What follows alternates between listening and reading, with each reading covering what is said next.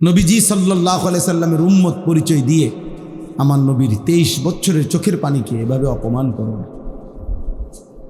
আমার নবীর তায়েফের রক্তকে এভাবে বেইজ্জতি করো না। তিনি অনেক কাঁদছিলেন আমাদের জন্য। তিনি অনেক দিন ক্ষুধার্ত ছিলেন, পেটে পাথর বাঁধছেন। তিনি অনেক পাথরের আঘাত সয়েছেন। 7 আসমান জমিন তায়েফের রক্ত দেখে নবীর কাঁদছিল। আল্লাহর কোটি কোটি ফেরেশতারা পর্যন্ত চোখের পানি ফেলে কাঁদছে যে আল্লাহ, আপনার শ্রেষ্ঠতম প্রিয়তম নবী, তিনি তাকে এভাবে পাথর মারছে আর আপনি দেখতেছেন। তায়েফের কাফেররা যখন নবীজিকে পাথর মারছিল সেদিন আল্লাহ ছিলেন না? আল্লাহ দেখে নাই? কেমনে সইলেন? মানে আল্লাহ সইলেন কেমনে? যেই পবিত্র দেহে কোনো দিন মাছি বসে না, যেই পবিত্র দেহে একটা মশা বসে না, যেই পবিত্র দেহে 1 সেকেন্ডে কোনো দুর্গন্ধ আসে না, তার পবিত্র দেহ মোবারক থেকে যখন অঝরে রক্ত ঝরছিল, আল্লাহ নবী সাল্লাল্লাহু আলাইহি সাল্লাম হযরত যায়েদ রাদিয়াল্লাহু তাআলা আনহু তায়েফের সফরে যিনি নবীজির সাথে ছিলেন, ওই সাহাবী বলছেন রক্তে পায়ের জুতা পায়ের তালুর সাথে জমাট বাইধা গেছে, আমি খুলতে পারছিলাম না। কি পরিমাণ রক্ত ঝরছে! এমন সুন্দর, এমন পবিত্র চেহারা যার, এমন সুন্দর দেহ যার, তো এমন নবীকে বেইজ্জতি করা, আমাদের নবীকে অপমান করা ঠিক না রে বাপ। এই জন্য কোনো ভূমিকাই বললাম না, শুরুতেই বল, কি শুরু করলা তুমি? কি পাইলা বাপ মোবাইলের মধ্যে? এমন পাগল হইয়া গেলা কেন? এমন পাগল হইয়া গেলা কেন? মনে করো কেউ মানা করে না আর কি, কেউ বাধা দেয় না, তাই বলে বুঝি নিজের এভাবে শেষ করে দিচ্ছ। তোমার চরিত্রের কি অবস্থা তুমি বুঝো না? এত নারী দেখলে, এত ছবি দেখলে, এত অশ্লীল দৃশ্য দেখলে, এত উলঙ্গ ছবি দেখলে বাপ, মানুষ কি হয়? মানুষের চরিত্রটা কি হয়? শরীরের সক্ষমতাটা কি হয়? তুমি বোঝো না আব্বা? মনে করো কেউ বাধা দিতে পারলো না আর কি, বাপে পারলো না, মায় পারলো না, তোমার সাথে এই সমাজের কেউ বাধা দিতে পারলো না, কিন্তু নিজেকে তুমি কি করছো? নিজের জীবন এভাবে শেষ করে দিচ্ছ কেন? কোরআনুল কারীমের মধ্যে আল্লাহ তাআলা বলেন, ওয়ালা তুলকু বিআইদিকুম ইলা তাহলুকা, হে আমার বান্দাগণ, নিজেকে তোমরা নিজে ধ্বংসের দিকে ঠেলে দিও না। কোরআনের আয়াত। আল্লাহ বলছেন, নবীজি বলছেন, ওয়া ইন্না লিজাসাদিকা আলাইকা হাক্কান, তোমার শরীরের তোমার নিকটে হক আছে, তোমার শরীর তুমি বরবাদ করে দিও। সাহাবী অতিরিক্ত রোজা রাখতে চাইছে, রোজা নেক আমল, আল্লাহ নবী নিষেধ করছে না, লাগাতার রোজা রাখো না, তোমার দেহ কষ্ট পাবে, তোমার শরীরেরও হক আছে। হযরত আব্দুল্লাহ ইবনে আমর ইবনুল আস রাদিয়াল্লাহু তাআলা আনহুকে নিষেধ করছে নবীজি, বারবার নিষেধ করছে। তিনি এরপরেও নবীজির থেকে অনুমতি নিয়ে বেশি রোজা রাখতেন। শেষ বয়সে এত কষ্ট পাইছেন তিনি, শারীরিকভাবে দুর্বল। কিতাবে আছে উনি আফসোস করতেন, হায় নবী আমাকে সেদিন বলছিলেন, আমি নিজে জোর কইরা আমার নিজের উপরে চাপাইয়া নিছি, এখন আমি কষ্ট পাইতেছি।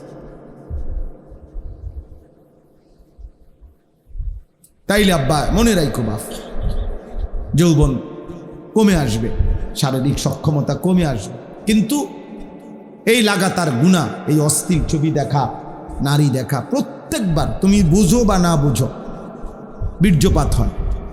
মানুষের শরীরের সবচেয়ে শক্তিশালী বস্তু তার শরীরের বীর্য, অতএব সেটা তোমার অজান্তেও ক্ষয় হয়।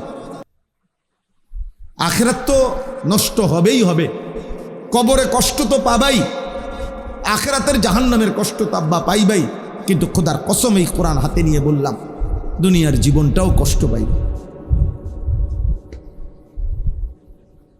পরিণত বয়সে, উপযুক্ত বয়সে শারীরিক সক্ষমতার অভাবে তোমার জীবনটাই দুনিয়াতেই জাহান্নামের টুকরা হয়ে যায়। আমি অনেক মুরব্বী সামনে, এরপরও খোলামেলা আমার যেহেতু আমার জীবনের একটা মিশন যুবক ছেলেদেরকে সতর্ক করা, সচেতন করা, এই জন্য খোলামেলা বলি। আর প্রিয় ভাই আমার, একদম সহজ কথা, যদি কোনো বিবেকবান ছেলে বুঝো তাহলে একদিন তোমরা আমার পরীক্ষামূলক আমার একটা কথা মানো, তোমরা খবর নাও সারা বাংলাদেশে যে কি পরিমাণ পরকিয়া ইদানিংকালে আইসা প্রতিদিন বিবাহিত নারী কি পরিমাণ অন্য পুরুষের কাছে দৌড়াইতেছে, বিবাহিত পুরুষ কি পরিমাণ অন্য মহিলার কাছে দৌড়াইতেছে। কারণটা কি? হঠাৎ এটা এরকম বাইরে গেল। শারীরিক সক্ষমতা নাই, যার কারণে নারী অন্য পুরুষ তালাশ করছে, পুরুষ অন্য নারী তালাশ করছে। বুঝেন নাই কথা? এটা কারণটা কি? তাহলে উল্লেখযোগ্য হারে প্রতিদিন খুন করে ফেলে, ডাইরেক্ট পরকীয়ার স্বামী মহিলারে খুন করে ফেলে, মহিলা পুরুষরে খুন করে ফেলে। ওমা, এটা কি? এরকম জঘন্যতা গত 30 বছর আগে আমাদের পৃথিবীতে, আমাদের এই বাংলাদেশে তো কেউ কল্পনাও করে না। কল্পনা 10 গ্রামে 20-50 বছরে কোনো সময় হয়তো একজন চরিত্রহীন মহিলা 10 গ্রামে ধরা খাইছে, একজন খারাপ পুরুষ, খারাপ মহিলা। গ্রামবাসী মিনিটের ভিতরে একত্র হইয়া তারে গ্রাম ছাড়া করছে, এলাকা ছাড়া করে দিছে, চুল কাইটা মাথা নেড়া কইরা সবার সামনে মেলের মধ্যে বিচার করাইয়া নাকে খত দিয়া এরপরে তারে গ্রাম ছাড়া করছে যে তুই অসৎ, তুই আরেক বেডির ঘরে উকি দিছত কেন? এরকম ছিল না? কই গেল সেই সমাজ? তাহলে প্রতিদিন পত্রিকার শুধু যে খবরগুলো আসে, পত্রিকায়, নিউজে, মিডিয়াতে, চ্যানেলে, সংবাদ যে বিভিন্ন চ্যানেলে পড়ে, ওখানে খবর নাও ভাই। বিষয়টা কি? বিষয়টা হলো এই গুনাহ, এই মোবাইলের নারী দেখা, ছবি দেখা, অশ্লীল দৃশ্য দেখা, যার ফলে সে নিজেও জানে না। আমার কাছে কিতাব আছে, আর কেমনে বললে বুঝবা? আমাদের কাছে স্পষ্ট কিতাবে লিখছে, প্রত্যেক মানুষ, এই কথাটা মনোযোগ দিয়ে শুনুন, মানুষের বৈধ হালাল চাহিদা যখন পূরণ করে স্বামী স্ত্রী, তো সেটা সে নিয়ন্ত্রণ থাকে, কারণ সে জানে সে আমার বৈধ স্ত্রী, সে আমার জিন্দিগির সঙ্গী। কিন্তু হারাম যখনই যে যেখানে নিজের হাত দ্বারা হারাম চাহিদা পূরণ করুক, অশ্লীল দৃশ্য দেখে পূরণ করুক, আর হারাম নারীর সাথে হারাম প্রেম, হারাম সম্পর্কের মাধ্যমে পূরণ করুক, ওই নাফরমান, ওই মানুষরূপী জানোয়ার, ওই চরিত্রহীনের নিয়ন্ত্রণ থাকে না। সে এই পরিমাণ তখন হারাম, জিনা আর ব্যভিচার আর অশ্লীলতা করে নিজের হাতে নিজের শরীর, নিজের জীবন নষ্ট করে দেয়। কারণ অর্থ গুনার, অসভ্যতার চাহিদার কারণে শয়তান তখন তার উপরে পুরা সাওয়ার হয়, পুরাপুরি সাওয়ার হয়, তখন তো তার আর নিয়ন্ত্রণ থাকে না, তার ভিতরে তো স্থিরতা থাকে না, পাগল হয়ে যায় সে, তখন কুত্তার মতো হয়ে যায়। এই জন্য তোমরা অল্প বয়সী ছেলে, তোমরা দাঁড়াও এখানে সোজা, তোমাকে বাচ্চাসা মুরব্বীরা এখন দেখুক, তোমরা 100 ছেলে দাঁড়াও, তোমাদের এত কম বয়সী ছেলে, 18-20 বছর মাত্র, চেহারা আরেকটু নাদুস নুদুস থাকার কথা, আটটু সুন্দর থাকার কথা, কিন্তু তোমরা এত কম বয়সী ছেলের সাফা এত ভিতরে কেন, চোখ এত ভিতরে কেন? খোদার কসমের অন্যতম কারণ এই মোবাইল, এই নারী দেখা, এই ছবি দেখা, এই অস্থির দৃশ্য দেখা। তুমি ভুল করছো আব্বা, একদিন তোমায় থামে যাইতে হবে, পৃথিবী থামবে না, সূর্য উঠবে, চাঁদও উঠবে, নেককার ঠিকই থাকবে, কিন্তু তুমি আটকায় যাইবে। একদিন তোমার হাতে তুমি আটকায় যাইবা, তোমার কপাল তুমি চাপড়াইবা। ইয়া লাইতানি ইয়া ওয়াইলাতা, কোরআনে আছে, নাফরমান নিজের কপাল নিজে চাপড়াবে। ইয়াদুজ জালিমু আলা ইয়াদাইহি আল্লাহ বলছে নাফরমান নিজের আঙ্গুল নিজের দাঁত দিয়া কামড়াইয়া এভাবে ছিঁড়ে ফেলবে, আফসুস করতে করতে আফসুস করবে, আফসুস করবে আর বলবে ইয়া লাইতানি লাম আত্তাখিজ ফুলানান খলিলা। আহা, হায় হায় হায়, আমি যদি অসৎ তাকে, ওই নষ্ট চরিত্রের লোকটাকে, ছেলেটাকে, মেয়েটাকে যদি বন্ধু না বানাইতাম, তাহলে তো আজ আমি বরবাদ হইতাম না।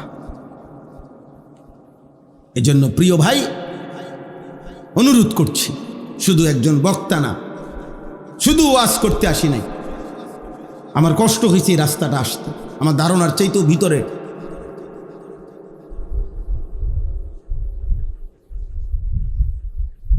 এই জন্য আমরা অনুরোধ করলাম, তোমরা যে কয়জন ছেলে মাশাআল্লাহ আসছো বাবা, সবাই একসাথে বদলাবে না, সবাই একসাথে বদলাবে না, কেউ একজন বদলাও, তুমি তোমার জন্য বদলাও, তোমার ভালোর জন্য। এমন সুন্দর জীবন তুমি নষ্ট করো। প্রতিটা চাহিদা হালালভাবে, বৈধভাবে আল্লাহ তাআলা মানুষের খাবারের চাহিদা, পানির চাহিদা, লজ্জাস্থানের চাহিদা, সম্পদের চাহিদা, দুনিয়ায় বেঁচে থাকার যত প্রয়োজনীয়তা, খোদার কসম আল্লাহ তাআলা বৈধভাবে, হালালভাবে পর্যাপ্ত পূর্ণাঙ্গ ব্যবস্থাপনা আল্লাহ রেখেছেন। খাবারের চাহিদা আল্লাহই পূরণ করবে, পানির চাহিদা আল্লাহই পূরণ করবে, লজ্জাস্থানের চাহিদা আল্লাহই পূরণ করবে, সম্পদের চাহিদা আল্লাহই পূরণ করবে, বেঁচে থাকার সমস্ত উপকরণ আল্লাহ কোরআনে বলছে হুয়াল্লাযী খালাকা লাকুম মা ফিল আরদি জামিআ। বান্দা, এই জমিনের সব আমি তোমাদের জন্য সৃষ্টি করেছি। সাখখারা লাকুম মা ফিস সামাওয়াতি ওয়াল আরদ। আল্লাহ বলে বান্দা, এই জমিনের সব আসমান ও জমিনের আমি তোমাদের অধীনস্থ করে দিয়েছি। ওয়াজাল্লালনা লাহুম ফামিনহা রাকুবুহুম ওয়া মিনহা ইয়াকুলুন। আল্লাহ বলেন চতুষ্পদ প্রাণী আমি তোমাদের অধীনস্থ করে দিয়েছি, যার ফলে কোনোটা তোমরা চড়তে পারো বাহন হিসাবে, গাধা, ঘোড়া, খচ্চর, উট, আবার কোনোটা তোমরা জবাই করে খাইতে পারো তোমাদের জন্য, গরু, ভেড়া, বকরি, দুম্বা, উট, ছাগল, মহিষ, এগুলো তোমরা খাইতে পারো। যেটা তোমরা খাচ্ছ জবাই করে, এটা আমি তোমাদের জন্য দিয়েছি। যেটার উপরে বাহন হিসাবে চড়তেছ, এটা আমি তোমাদেরকে দিয়েছি, আমি দিয়েছি বান্দা। হুয়াল্লাযী জাআলা লাকুমুল আরদা যালুলান ফামশু ফি মানাকিবিহা ওয়া কুলু মির রিজকি ওয়া ইলাইহিন নুশুর। আল্লাহ বলে বান্দা বিশ্বাস করো, এই জমিন পুরাটা, পৃথিবীর পুরাটা মাটি আমি আল্লাহই তোমাদের অধীন করে দিয়েছি, তোমাদের ব্যবহারের উপযোগী করেছি। এমন বানাই, পানির মতো বানাই নাই, তাইলে মাটি হবে কিভাবে? আবার একদম এতম ফোমের মতো নরম বানাই নাই, তাইলে স্থির হইয়া দাঁড়াইবা কেমনে? আবার পাথরের মতো শক্ত বানাই নাই, তাইলে তোমাদের খাদ্য, খাবার, ফুল, ফল, ফসল উৎপন্ন হবে কিভাবে?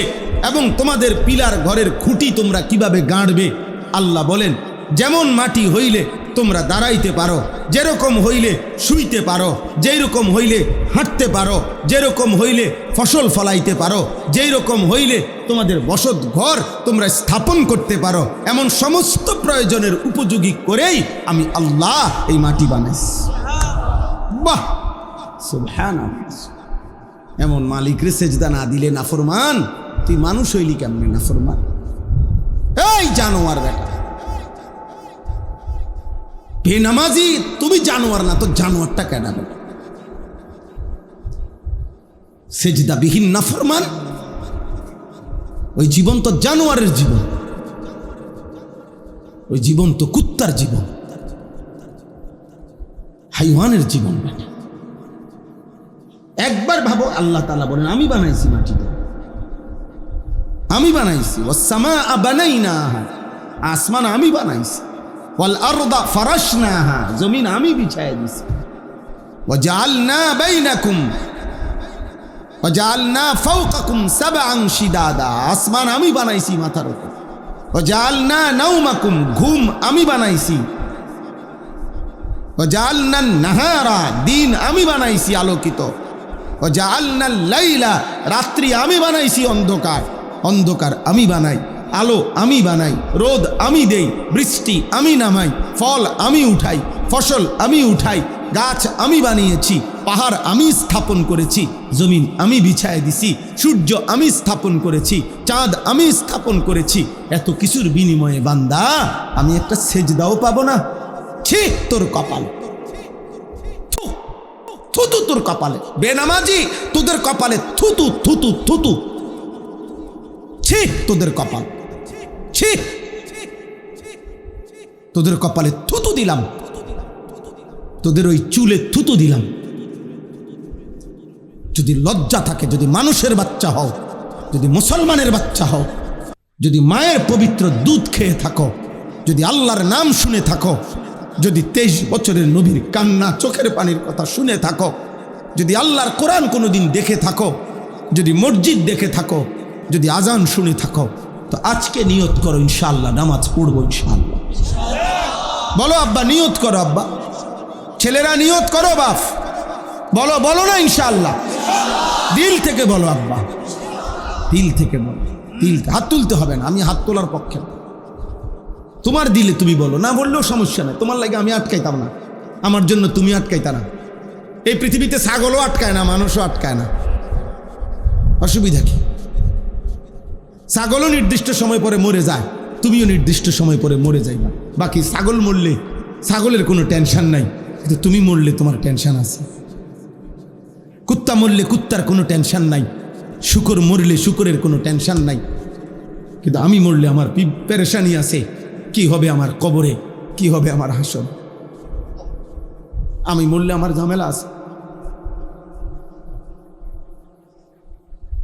আমরা কিতাবে পড়ছি, মিশকাতে আছে, পূর্ব জামানার এক ব্যক্তি খুব বড় নাফরমান ছিল। তো মৃত্যুর পূর্বে ছেলেদেরকে বলছে, বাবা আমার মৃত্যুর পরে তোমরা আমার লাশটাকে পুরাইবা, পুরাইয়া লাশের যে ছাই, পুরানো ছাই, এটার 2টা ভাগ করবা, করে এক ভাগ উত্তাল সাগরের ঢেউয়ের মধ্যে ছেড়ে দিবা, আরেক ভাগ ঝড়ো বাতাসের সাথে উড়াইয়া দিবা আমার ছাই। বলছে কেন বাবা? বলছে আব্বা আমি এই পরিমাণ নাফরমানি করছি, আজ আমার মৃত্যুর পূর্বে মনে হইতেছে আমার মরলে আমি, আর আল্লাহ যদি আমারে ধরতে পারে আমার মেরে নেব, আমারে শেষ করে নেব, আমারে আজাব দিয়া শেষ করে ফেলবে আল্লাহ, আল্লাহ যেন আমারে ধরতে না পারে। এই জন্য আমার লাশ পুরাইয়া দিবা, আমার ছাই বাতাসে উড়াই দিবা, আমার ছাই সাগরে ভাসাইয়া দিবা। হাদিসে আছে লোকটার ইন্তেকালের পরে ছেলেরা এটা করছে, আল্লাহ তাআলা সমস্ত ছাই আবার একত্রিত করে ওই লোকটাকে জীবিত করে আল্লাহ জিজ্ঞেস করছে, আমার বান্দা এমনটা তুমি কেন করলা? বান্দা চোখের পানি ফেলে বলছে, আল্লাহ শেষ মুহূর্তে হলো আমি আপনারে ভয় পাইছিলাম, আপনাকে মৃত্যুর পূর্বে ভয় পেয়েছিলাম মাওলা, ভুল বুঝতে পারছিলাম, কোনো উপায় না দেখা আপনার আযাব থেকে বাঁচার জন্য এটা করছিলাম। আল্লাহ বলছে, যা বান্দা, মৃত্যুর পূর্বে হলেও তো আমারে ভয় তো করছিলা, যা আমি তোরে মাফ করে দিল। হাদিসে আছে আল্লাহ তাকে মাফ করে দিছে, কিন্তু বুঝতে তো হবে মৃত্যুর পরে তৌফিক তো হইতে হবে মৃত্যুর পূর্বে। যদি তুমি ফিরতে না পারো, বলেন না, ওই লোকটা তো বুঝতে পারছে, কিন্তু ফেরাউন তো বুঝতে পারেনি, কথা বলেন না ভাইয়া, বুঝো নাই? তুমি আমি এ কথার উপরে যে না আমি মৃত্যুর পূর্বে তওবা করে নেব, কিন্তু তুমি যে তওবা করবা এটা বুঝ আসবে, এটা না আসলে বুঝেন নাই কথা? না আমার যদি এই কথাটা জেহেনে না আসে, বুঝেই না আসে, আল্লাহ যদি আমার সেই তৌফিক না দেয়, হ্যাঁ আল্লাহ তো আবু জেহেলকে সেই তৌফিক দেয় নাই, ও তো মৃত্যু পর্যন্ত গাদ্দারি করছে। হাদিসের মধ্যে আছে, বুখারীর রওয়ায়াত, আবু জেহেল বদরের যুদ্ধের দিন তাকে হত্যা করছে ছোট ছোট 2 ভাই। আমরা শুনছি না এটা, কত ঘটনা এটা শুনছি। ওইখানে আছে হাদিসের মধ্যে হযরত আব্দুল্লাহ ইবনে মাসউদ রাদিয়াল্লাহু তাআলা আনহু তার কল্লা কাটছে আবু জেহেলের। এই কল্লা কাটবার মুহূর্তে শেষ অবিহি রামাক, বুখারীর ইবারত হইল আবু জেহেলের নিঃশ্বাস শেষ অবস্থা, নিঃশ্বাস আর জায়গা এই সময় আব্দুল্লাহ ইবনে মাসউদ রাদিয়াল্লাহু তাআলা আনহু তার এরকম এটারে কি কয় মানে কণ্ঠনালীর এখানে পাও দিয়া আপনি ফাঁড়া দিয়া তারে বলছে লাকাদ আখজাকাল্লাহ ইয়া আদুওয়াল্লাহ, হে আল্লাহর দুশ্মন, আল্লাহ তোরে বেইজ্জতি করলো তো, কম তো অহংকার করস নাই, আজ অপমান হলি তো। এই তখন আবু জেহেল এই বেঈমান, এই জন্য কিতাবের মধ্যে আছে আবু জেহেল ফেরাউনের চাইতে নিকৃষ্ট ছিল, জানেন? আবু জেহেল ফেরাউনের চাইতে জঘন্য ছিল। কেন? এই সময় সে দুইটা কথা বলছে। এক নাম্বার বলছে আব্দুল্লাহ ইবনে মাসউদ সাহাবীকে বলছে, শোন বেটা, আমি মরে যাচ্ছি, কিন্তু তুই তো বলতে পারবি যে আমার চাইতে বড় সর্দার, হ্যাঁ, আর কেউ আসেনি পুরা বদরের মাঠে, এত বড় সর্দাররা যে তুই মারতে পারছ, এটা তো তোর কৃতিত্ব। দেখছিস ডাকাইতে কি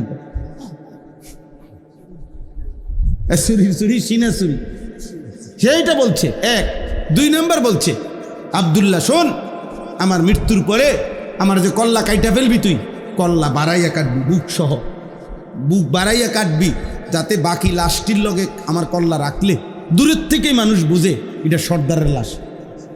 আবু জাহেল কত বড় গাদ্দার, কত বড় গাদ্দার! হ্যাঁ, এটা হাদিসের কথা। প্রিয় ভাই আমার, বন্ধু আমার, কিশোর নওজওয়ান, এমন সুন্দর হায়াত নষ্ট করো না। আর আসবে না তুমি পৃথিবীতে কোনোদিন, যদি আজ চলে যাও, কিংবা কাল কিংবা পুরুষ, চলে যেতেই হবে, ফিরতেই হবে। ওয়া ইলাইহিন নুশুর, আল্লাহ বলছে বান্দা জমিন আমার, ঘোরো, অসুবিধা নেই, গোটা পৃথিবী তুমি হাঁটো, ফামশু ফি মানাকিবিহা, আমার মাটির উপরে যেখানে মন চায় থাকো, দেশে থাকো অসুবিধা নাই, বিদেশ যাবা যাও, বিদেশের মাটিটাও আমার, আমেরিকার মাটিও আমার, বাংলাদেশের মাটিও আমার, সব মাটি কার? যাও বান্দা, কোনো অসুবিধা নেই, দেশে থাকো, গ্রামে থাকো, নয়তো শহরে থাকো। ওয়াকুলু মির রিজকিহি, আমার রিজিক খাও, তালাশ করো, উপার্জন করো, খাও, কোনো আপত্তি নেই, তোমার জন্যই তো বানাইছি আমি। পৃথিবীর সব নাজ ও নিয়ামত তো বান্দা আমি তোমার জন্যই বানাইছি, এগুলো আমি আখিরাতে নেব না। দুনিয়ার এই খানা দিয়ে তো আমি বেহেশতে দেব না, দুনিয়ার এই খানা দিয়ে তো আমি আখিরাত নেব না। এবং আমি তো আমার ফেরেশতাদের জন্য এগুলো বানাইনি, আমার আখিরাতের জন্য বানাইনি, এগুলো এখানের জন্যই বানাইছি। এখানেই রাখো, খাও, অসুবিধা নেই, সবটা তুমি খাও, শুধু মনে রেখো ওয়া ইলাইহিন নুশুর, আমি আল্লাহর কাছে ফিরতে হবে।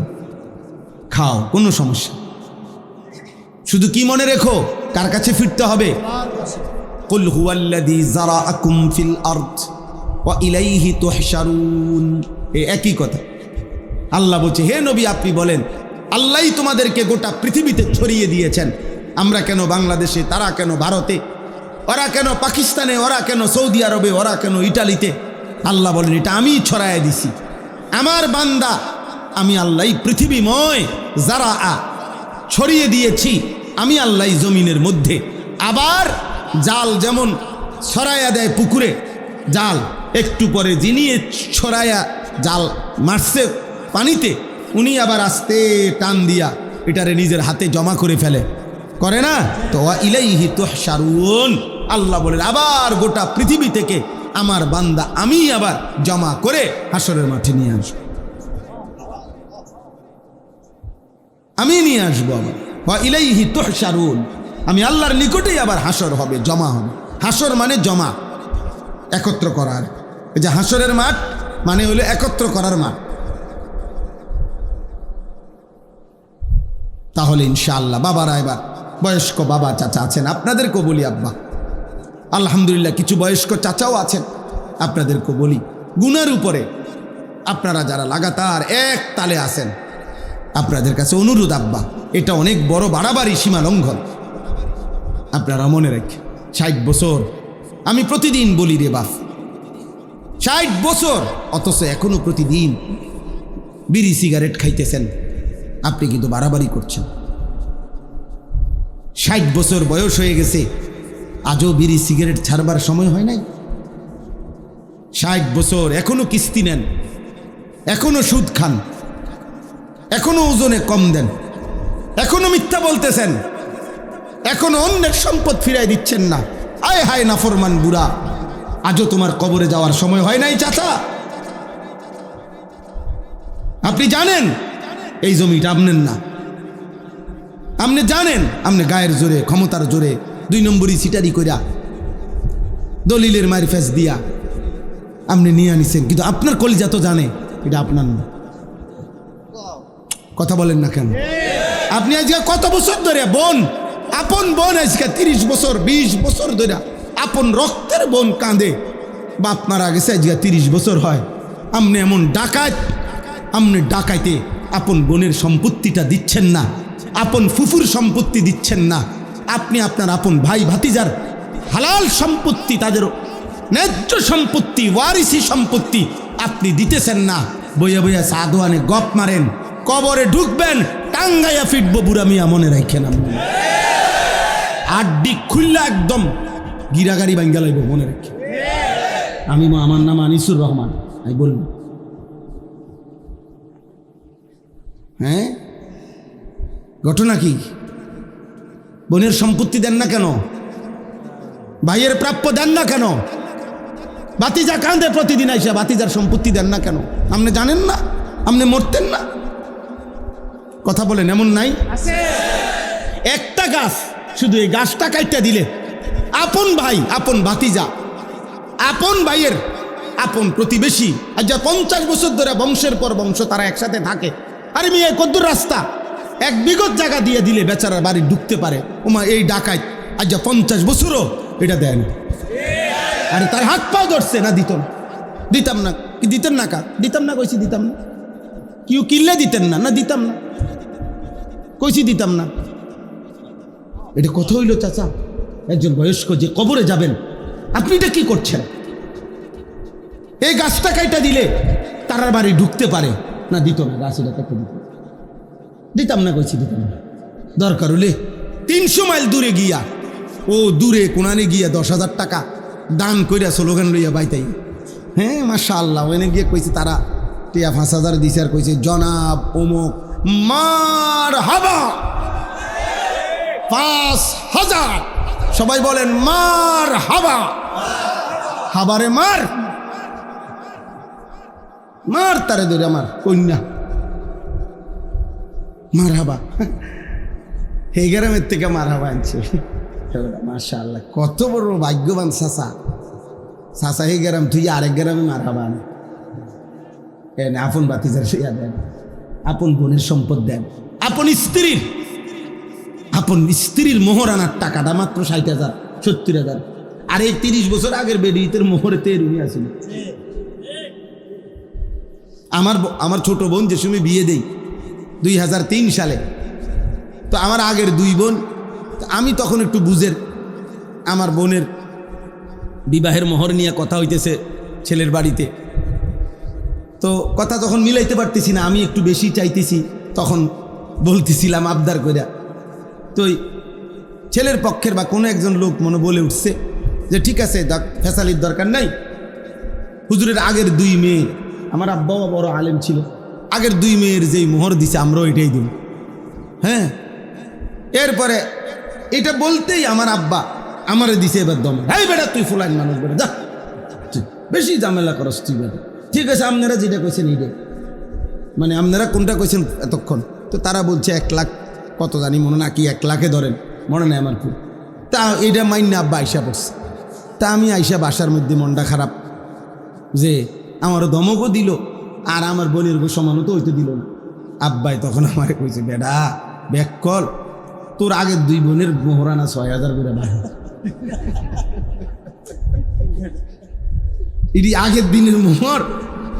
আমার বোনেরা বড় সবাই, আগের বোনগুলা, বুঝছেন, তারার মোহর তুই ধরলে তো কিচ্ছু পাইতি না। এমন এমন স্ত্রীর মোহর সামান্য কয়টা টাকা, এবডি এই মোহরানার টাকাটা দেয় না, এমন পুরুষ আছে না? কেন দিলেন না চাচা? কেন দিবেন না? কেন দিবেন না? কেন? তাই বেডিতে তো সবই দিছি। কিতা সব দিছেন? ভাতের থালা, ভাত কতটি দিছেন আর কিতা?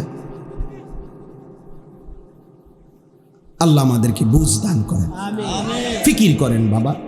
আল্লাহ যাকে হায়াত লম্বা দিছেন তাকে তো আল্লাহ তাআলা ইবাদতের সুযোগ দিছেন না বাবা? আল্লাহই তো সুযোগ দিছেন আপনাকে। আল্লাহ 60 বছর হায়াত দিলেন, 70 বছর দিলেন, মাশাআল্লাহ কত লম্বা হায়াত দিছেন। প্রতিদিন কত জওয়ান মরে যায়, কত কোলের বাচ্চা কবরে যায়। আহা, একটা আইসিইউর অভাবে এখন কত বাচ্চা হামে আক্রান্ত আমাদের বাংলাদেশ। একটা আইসিইউর মানে একটা আইসিইউতে ঢুকাবে, আইসিইউর ব্যবস্থাপনা নাই, পায় না। কালকে পত্রিকা আসছে, একটা বাপ একটা কোলের বাচ্চা বুকে জড়াইয়া রাখছে। এই বাপটা 7টা হসপিটালে আইসিইউর তালাশে পাগলের মতো দৌড়াইতেছে। এই সময় তার মোবাইলে কল আসছে, আপনার বাচ্চা মারা গেছে, বাচ্চাটা নিয়ে যান। আমার মাদ্রাসার একজন শিক্ষক, এই 15 দিন হয়, ভালো আলেম মাওলানা, ওরে 8 মাসের বাচ্চা এই হামে আক্রান্ত হইয়া আপনার আইসিইউ আমি সহ খুঁজছি। আমি নিজে, আমার পরিচিত কত ডাক্তার আছে ওনাগুলো কথা বলছি, ঢাকায় মোহাম্মদপুর, শ্যামলী, ওইখানে পর্যন্ত খবর নিছি। কয় যে হুজুর আইসিইউ মিলাই, চাইতেছি হুজুর, চাইতেছি, চেষ্টা করছে। সর্বশেষ একটা হসপিটালে মিলাইছে কুমিল্লা। আপনার বিশ্বাস করেন, বাচ্চাটাকে এরকম ঘরটা, এই যে ঘর, এটা দেখা যায় হসপিটাল, এখান পর্যন্ত আনছে। মানে এখন শুধু নামাবে, এই সময় বাচ্চাটা মারা গেছে। মানে আর ঢুকাইতে পারছে না, দেখা যায়, মানে হসপিটালটা দেখা যাইতেছে, মানে ওরা রেডি করে রাখছে সব, ওরাও দাঁড়ায় রয়েছে, মানে নামাইবো অ্যাম্বুলেন্স থেকে। এই সময় বাচ্চাটা মারা গেছে। এই আর মনে হয় 1.5 মিনিটও লাগবে না, 2 মিনিটের।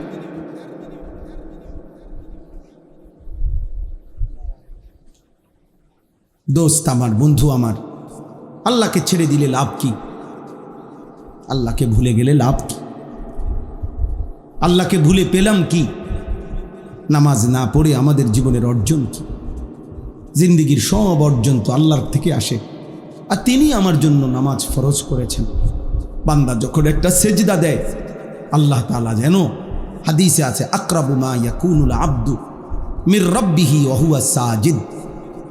আল্লাহ তাআলা বলেন, নবীজি বলেন, বান্দা যখন সেজদা দেয় সে তখন আল্লাহর সবচেয়ে ঘনিষ্ঠ আপন হয়ে যায়।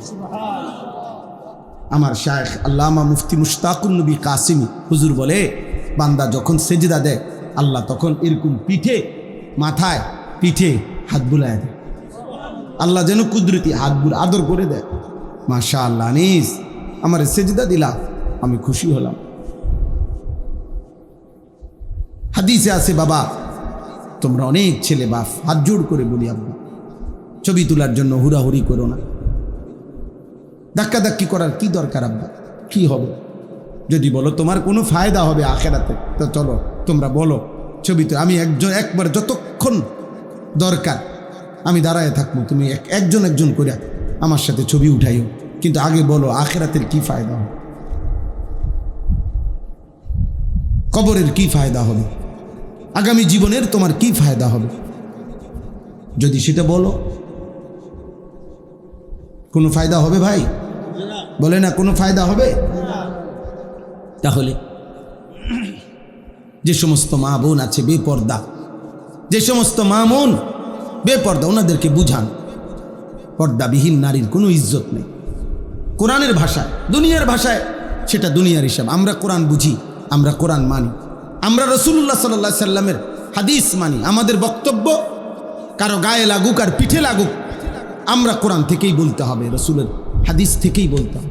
হাদিসের মধ্যে আছে, আল্লাহ নবী সাল্লাল্লাহু আলাইহি সাল্লাম বলছেন, যে নারী বেপর্দা সে অভিশপ্ত নারী। ফাইন্নাহুন্না মালউনাত, স্পষ্ট হাদিস।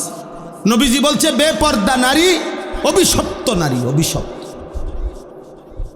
মালউনাত, অভিশপ্ত নারী। আপনারা আপনাদের বোনদেরকে বুঝান। আমাদেরকে আল্লাহ তাআলা হায়াত দিয়েছেন, সৃষ্টি করেছেন, রিজিক দিচ্ছেন, দুনিয়ার সমস্ত প্রয়োজনীয় জিনিস সরবরাহ করছেন। আমাদের দায়িত্ব আল্লাহকে সেজদা করা, আমরা করব ইনশাআল্লাহ। বলতেছিলাম ওই হাদিসটা, নবীজি সাল্লাল্লাহু আলাইহি সাল্লাম বলেন, বান্দা যখন সেজদা করে, কি করে? আল্লাহ নবী বলেন ইতাজালা শাইতানু ইয়াবকি, সাথে সাথে শয়তান ওই ব্যক্তির থেকে যে সেজদা করে, খোদার কসম নবী বলেন শয়তান কাঁদতে কাঁদতে তার থেকে সরে পড়ে, সরে যায়, আর আলগা হয়ে যায়, তাকে ছেড়ে দেয়।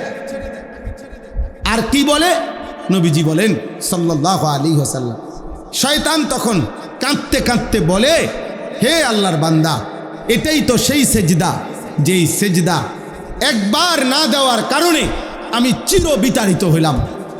এটাই তো সেই সেজদা যে সেজদা এখন দিয়ে তুমি আল্লাহর প্রিয় হয়ে গেলে।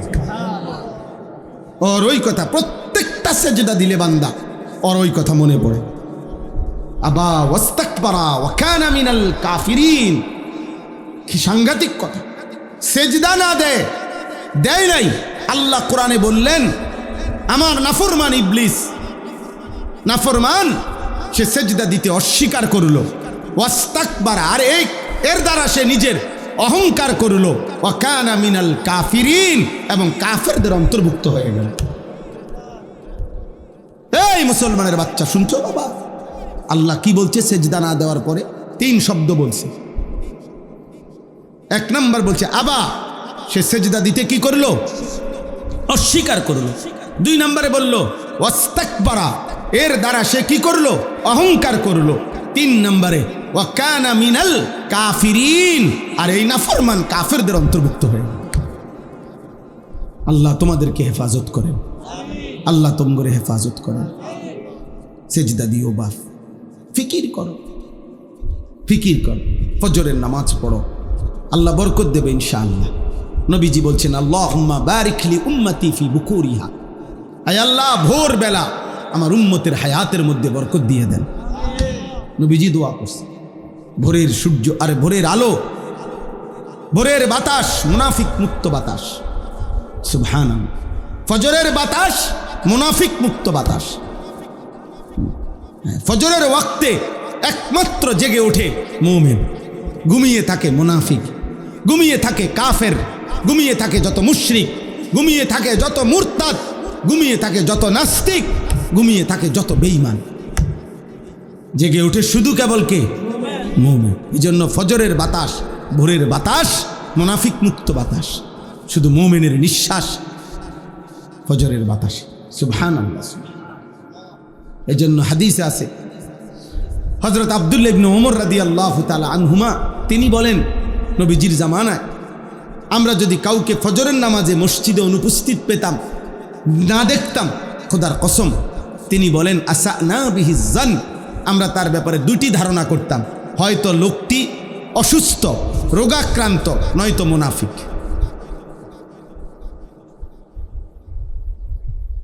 হযরত উবাই ইবনে কাব, বিখ্যাত সাহাবী রাদিয়াল্লাহু তাআলা আনহু বলেন, নবীজি কারো ঈমানের ব্যাপারে সন্দেহ করলে, মুনাফিক ভাবলে, খোদার কসম তিনি বলেন নবীজি তাকে ফজরের নামাজে তালাশ করতেন। কোন নামাজে? এবং ফজরের নামাজে জিজ্ঞেস করতেন অমুক এসেছে, অমুক এসেছে। না পেলে নবীজি বলতেন, সাহাবী বলেন নবীজি তখন বলতেন যে শোনো, এশার নামাজ এবং ফজরের নামাজ জামাতে পড়া মুনাফিকের জন্য কঠিন। হায় হায়, কি ভয়ঙ্কর কথা! যে নবী সুপারিশ করবে, তিনি যদি বলে ফেলে মুনাফিক, সুপারিশ করবে কি? যিনি হাউজে কাউসারের পানি দিবে, তিনি যদি বলে ফেলে মুনাফিক, তো সুপারিশ করবে কে? পানি দেবে কে? বলে। আল্লাহ আমাদেরকে হেফাজত করে, আল্লাহ আমাদেরকে কবুল করে নেন। আজকের এই বজুরি খোলা ইত্তেহাদুল উম্মাহ ইসলামী সংগঠন, সাচার, কচুয়া, চাঁদপুর ওলামায়ে কেরাম বললেন আপনাদের কাছে, ওনারা ফিকির করছেন আপনাদের জন্য পুরা মহল্লার মধ্যে মসজিদে মসজিদে ধারাবাহিক ইসলাহি মাহফিল করবে, আপনারা এতে সমর্থন করবেন, বলেন ইনশাআল্লাহ। নওজোয়ান ভাই, তোমরা যারা এলাকার, তোমরা নিজ উদ্যোগে ওলামায়ে কেরামের সাথে পরামর্শ করে তোমরা উৎসাহ দিবা যে হুজুর ইনশাআল্লাহ আপনারা দাওয়াত দেন, তোমরাই চেষ্টা করো, মুরব্বীদেরকে উৎসাহ পাইবে, তোমরে তারা দোয়া করে দিবে, প্রত্যেকেই সহযোগিতা করবেন। কেউ পারলে 100 টাকা দিবেন, কেউ পারলে 50 টাকা দিবেন, কেউ পারলে 500 টাকা দিয়েন, যে হুজুর আপনাদের এই ভালো কাজে আমি আমার পক্ষ থেকে 100টা টাকা দিলাম, দেখবেন 100 টাকা মিশে যাবে লাখ টাকার সাথে, আর যতদিন চলবে আপনার আমল নামের সওয়াব আসতে থাকবে, নিঃসন্দেহে সওয়াব আসবে, সওয়াব আসবে, সওয়াব আসবে। আল্লাহ তাআলা সমস্ত ইবাদতের মধ্যে 2টা জিনিস মূলত চায়। এই আমার শেষ কথা, প্রত্যেক ইবাদতের মধ্যে আল্লাহর মূল চাওয়া 2টা। 1, বান্দার জবানে আল্লাহর জিকির, আল্লাহর নাম। 2, দিলের মধ্যে তাকওয়া, আল্লাহর ভয়, আল্লাহর ভালোবাসা। আল্লাহ দিল চায়, আল্লাহ জবান চায়। আল্লাহ জবানে শুনতে চায় নিজের নাম, আর আল্লাহ দিলে চায় তাকওয়া, আল্লাহর ভয়, আল্লাহর ভালোবাসা। এইখানে কোরআনে আছে ওয়াল বুদনা জাআলনা, যেটা পড়ার জন্য আমি খুলছিলাম, এইটা পড়েই তর্জমা বলছি, শেষ। ওয়াল বুদনা জাআলনাহা লাকুম মিন শাআইরিল্লাহ। আল্লাহ বলেন কোরবানি আসতেছে, কোরবানির জন্য যত প্রাণী, গরু, ভেড়া, দুম্বা, বকরি, উট, মহিষ, আল্লাহ বলেন এগুলোকে কোরবানির জন্য উপযোগী। এটা আমি আল্লাহ, এই সিদ্ধান্ত, এটাকে কোরবানির প্রাণী হিসাবে নির্ধারিত আমি আল্লাহ করেছি। কে করেছে?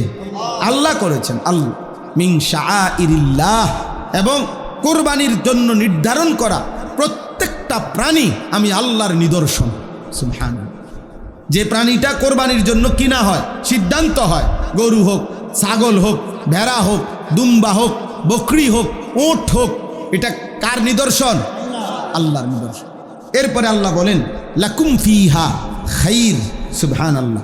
আল্লাহ বলে বান্দা মনে রেখো, কোরবানির মধ্যে পুরাটা, এই তোমার কোরবানির মধ্যে, পুরা কোরবানি করাটার মধ্যেই রয়েছে তোমাদের জন্য খায়ের, কল্যাণই কল্যাণ, কল্যাণই কল্যাণ। এখানে লস কোনো প্রজেক্ট নাই, এটা পুরাটাই লাভের প্রজেক্ট। সুবহানাল্লাহ। কোরবানির কল্যাণই কল্যাণ, নেকি নেকি, নেকি নেকি, নেকি নেকি, পুরাটাই লাভ। সুবহানাল্লাহ। হাদিসের মধ্যে আছে, নবী সাল্লাল্লাহু আলাইহি সাল্লাম হযরতে ফাতেমাকে বলছে, ফাতেমা মনে রেখো, তোমার জন্য এখন কোরবানি হবে, তোমার ওয়াজিব আদায় হবে। তুমি দেখো পর্দার আড়াল থেকে, কুমি ইলা উদহিয়াতিক ওয়াশহাদিহা, দাঁড়াও দেখো। আল্লাহর নবী বলেন মনে রেখো ফাতেমা, ফা ইন্না লাকি বিআউয়ালি কাতরাতিন তাকতুরু মিন দামিহা আন ইউগফারা লাকি মা সালাফা মিন যুনুবিক। এখন কোরবানি করতে গিয়ে তোমার প্রাণীর রক্তের 1 ফোঁটা, প্রথম ফোঁটা জমিনে পড়বার সাথে সাথে আল্লাহ তাআলা তোমার পেছনের সব গুনাহ মাফ করে দেবে। এতটা সওয়াব, এতটা নেকি, নেকি নেকি। এজন্য মহব্বতের সাথে কোরবানি করা, আল্লাহ তৌফিক দান করেন। কোরবানি করতে গিয়ে পিছপা হবেন না। প্রত্যেক উপার্জনকারী, বিদেশে যেই ছেলে তার নামে কোরবানি দিবেন, দেশে যেই ছেলে চাকরি করে তার জন্য পৃথক কোরবানি দেন, গ্রামে যে ব্যবসা করে তার জন্য কোরবান, যারই উপার্জন আছে স্বাভাবিকভাবে ঈদের 3 দিন কমপক্ষে 1,79,000 বা 80,000 টাকা যার অতিরিক্ত জমা আছে, এমন প্রত্যেক সদস্যের উপরে কোরবানি ওয়াজিব। যে মহিলার কাছে স্বর্ণ আছে, কিছু রূপা আছে, স্বর্ণ আছে, কিছু জমার টাকা আছে, 5-10 হাজার টাকা, 1 বড়ি 1.5 বড়ি স্বর্ণ আছে, এই 2টা মিলাইলে নিঃসন্দেহে 52 বড়ি 1,90,000 80,000 টাকা দাম বেশি আসবে। এই মহিলাদের উপরেও কোরবানি ওয়াজিব, কোরবানি ওয়াজিব। কোরবানি গোটা ফ্যামিলির উপরে আসে না, ব্যক্তির উপরে আসে। কোরবানি গড় প্রতি কোরবানি ওয়াজিব হয় না, ব্যক্তি প্রতি কোরবানি ওয়াজিব হয়। আমরা এটা বানায় নিছে, কোরবানি হলো আমরার ঘরে কোরবানি হয়েছে না, আমাদের ঘরে কোরবানি হয় না, কোরবানি হয় মানুষের উপরে ওয়াজিব হয়। বুঝেন নাই কথা? এবারটা বিদেশ, এবারটায় দিছে 20,000, হেতে ঢাকা স্যার কি করে, তে দিছে 10,000, আর ওই এনে গ্রামে দোকান আছে একজনের, হেতের দিছে 80,000। মিল্লা আমি আব্বার কাছেও কিছু আছে, সব মিলাইয়া টেয়া 50,000 মিলাইছে, মিলাইয়া বাপ মার নামে কোরবানি দিছে, সবাই কোরবানি হয়েছে, আল্লাহর রহমতে গোস্ত খাইতে আছে। বাহ, কোরবানি, এটা নি কোরবানি, এটা নি কোরবানি। তো যে ছেলেটা বিদেশ, তার কাছে 1,80,000 টাকা অতিরিক্ত নাই, কথা বলে না। যে ছেলেটা চাকরি করে তার কাছে 1,80,000 টাকা নাই, তো তাহলে তার কোরবানি কই? এটা কি বাগে যোগে নাকি এমনি? তাহলে এই জন্য কোরবানি ফ্যামিলির উপরে না, ব্যক্তির উপরে ওয়াজিব হয়। বিবাহিত হোক, অবিবাহিত, ওই কয় ফোলা বিয়েই করছে না, হেতের আবার কি কোরবানি না, হ্যাঁ তারা কোরবানির দরকার নেই, তারা মানা করেন বিয়ে করতে না, তাহলে মৃত্যু পর্যন্ত কোরবানির ঝামেলার থিকা বেচারা বাচ্চা গেল, তারে টাঙ্গাইয়া থুন, তারে রৌদ্রের মধ্যে টাঙ্গাইয়া থুন। কথা বুঝছেন কি না বলে? আশ্চর্য কথা। পৃথক পৃথক বুঝতে হবে, জাকাতের মাসআলা পৃথক বুঝতে হবে, হজ্জের মাসআলা পৃথক বুঝতে হবে, সদকায়ে ফিতরের মাসআলা পৃথক বুঝতে হবে, আলাদা বোঝা জরুরি। আপনি মামুলি মনে করবেন না। একটা হলো দান সাদাকা।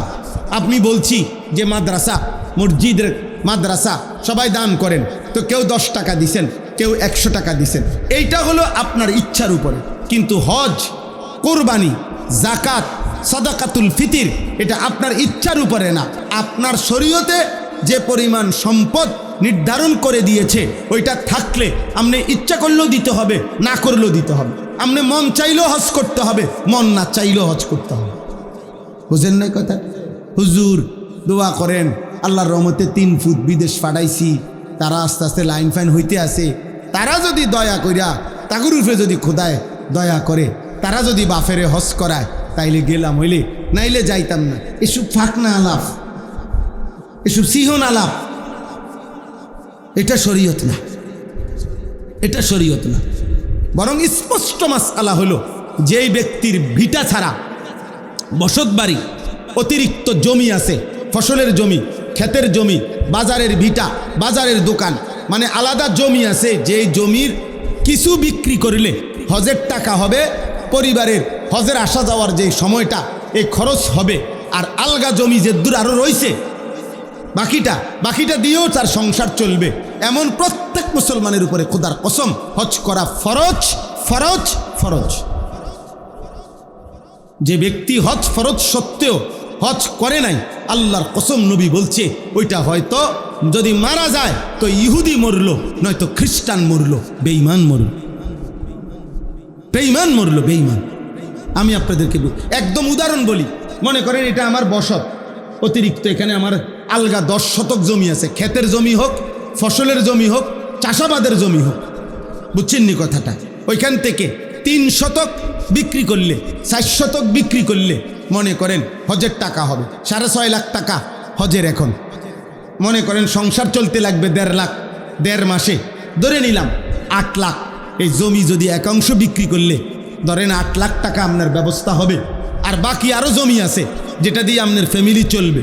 এই লোকের যদি আর ব্যবসা নাই, বাজার নাই, বিদেশে ফুত নাই, চাকরি নাই, শুধু বসত আর এই জমি দূর আছে, যে দূরের কিছু বেচলে হজের টাকা হয়, এই এমন প্রত্যেক মুসলমানের উপরে হজ করা ফরজ, ফরজ। আর না করে মরলে এটা বেঈমান মারা গেছে, নবী বলছে। নবী বলছে এটা হয় ইহুদি মরলো নয় খ্রিস্টান। আমার কিছু আসে যায়, তাহলে ইয়ামুত ইনশা ইয়াহুদি জ্ঞান বা ইনশা নাসরানি জ্ঞান। মুসলমান মরলো না, মুরব্বীরা বইয়া বইয়া সাদো আনে, ফাঁকনা আলাপ করে, বিড়ি খায় আর বন খায় আর গপ মারে। হ্যাঁ হ্যাঁ, গপ মারে। হ্যাঁ, কইতে তো সুন্দর লাগে হুজুর, আমি না বুঝি 3 ফুট বিদেশ ফাটাইতে কত কষ্ট হয়েছে। না কি এর কষ্ট? 6 লাখ নিছেন এমনি, 6 লাখ নিছেন সুদে, আমরা জানি না কষ্ট কি? তা আবার সুদের টাকার মধ্যে আবার কষ্ট কি? হারাম খায় নিছেন, হারাম নিছেন। আমি বিদেশ হারাম বলি না, আমি তো একটু আগেই বলছি, আল্লাহ বলছে আমার জমিন সব, তুমি যেখানে মন চায় থাকো, কোনো অসুবিধা নেই। কিন্তু হারাম এখানেও হারাম, বিদেশেও হারাম। হারাম কিনা বলেন না কেন? যেটা হারাম এটা সর্বাবস্থায় হারাম কিনা? অভাবে পড়লেও হারাম, সুখে থাকলেও হারাম, বিপদে পড়লেও হারাম, সুখে থাকলেও হারাম। আল্লাহ আমাদেরকে হেফাজত করুন। অতএব আমি সংক্ষেপে বলে দিছি, বাকি হজ্জের মাসআলা আরও বুঝেন। আপনারা প্রত্যেকে আলেমদের থেকে জিজ্ঞেস করেন, আলেমদের। আরে মিয়া, যেই চোখ আল্লাহর ঘরের কালো গিলাফ দেখে নাই, মদিনার রওজা সবুজ গম্বুজ যে দেখে নাই, ও দেখলো কি আর জীবন? ওই চোখ দেখলো কি? ওই চোখ বাকি দুনিয়া না দেখলেই চলত। অন্ধ মানুষও তো দুনিয়া চলে।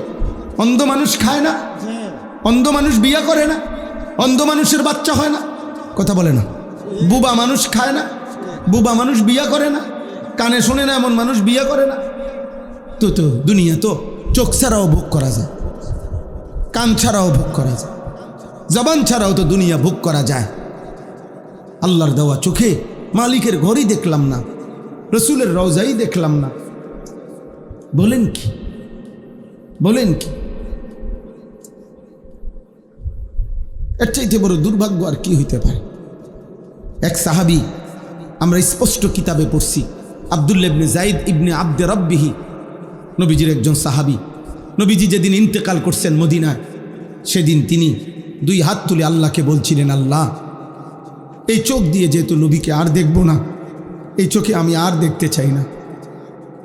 এই কান দিয়ে যেহেতু আমার নবীর কথা আর শুনবো না, এই কানে আর কিছুই শুনতে চাই না। স্পষ্ট কিতাবে আছে এই সাহাবী আর কোনোদিন মৃত্যু পর্যন্ত চোখেও দেখে নাই, কানেও শুনে নাই। নবীজির ইন্তেকালের আব্দুল্লাহ ইবনে যায়েদ ইবনে আব্দে রব্বিহি, ইনি সেই সাহাবী যিনি স্বপ্নে আজান শুনছে, দেখছে। সর্বপ্রথম আজান যেই সাহাবী দেখছে, স্বপ্নে শিখাইছে ওনারে এই সাহাবী, এই আব্দুল্লাহ ইবনে যায়েদ ইবনে আব্দে রব্বিহি। এই ইনি নবীজির ইন্তেকালের দিন আল্লাহরে বইলা চোখের দৃষ্টি নিয়ে সরাই দিস, কানের শক্তি সরাই দিস, লাগবে না মামরা, ওই চোখ আর লাগবে না, ওই কান লাগবে না, যে চোখ বন্ধুকে দেখবো না। আর আমরা বুড়া মানুষ, হায়াত শেষ হয়ে যাইতেছে, আজও মালিকের ঘরে যাওয়ার মোহব্বত আসে না। বইয়া বইয়া শুধু নাতিগারে বিয়া করাইব, নাতির ঘরের ফুতিরি বিয়া করাইব, নাতিরে এ বইয়া বইয়া ফালতু দুনিয়া দুনিয়া। বুড়া মানুষ সোজা হইয়া গেছে, খাটে পড়ে গেছে, আমি চোখে দেখছি মিয়া। আহ আহ আর এই জমির এই হিসাব, এই একটা ধরলাম, মাসআলা বললাম, এটা চিন্তা করলে কত মুসলমানের উপরে হজ করে। এমন জমিওয়ালা কি এক দুইজন? কথা বলে না কেন? হুদা 10 শতক, 30 শতক জমি, 50 শতক জমি, এরম মানুষ অভাব আছে মিয়া? জমির একটা কোনা বেচলে 3 বার হজ করতে পারবে,